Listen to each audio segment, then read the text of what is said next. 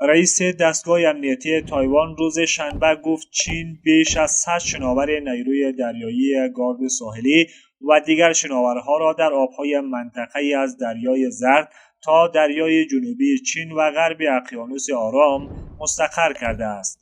جوزف وو، دبیر کل شورای امنیت ملی تایوان، در شبکه اجتماعی اکس نوشت این استقرار در چند روز گذشته پس از دیدار دونالد ترامپ رئیس جمهوری آمریکا با همتای چینیش شی جین پینگ در پکن انجام شده است. او روز شنبه دوم خرداد در این پیام نوشت که چین در روزهای اخیر بیش از 100 کشتی در امتداد زنجیره نخست جزایری از ژاپن تا تایوان و فیلیپین مستقر کرده و پکن را به برهم زدن وضع موجود و تهدید صلح و ثبات منطقه‌ای متهم کرد.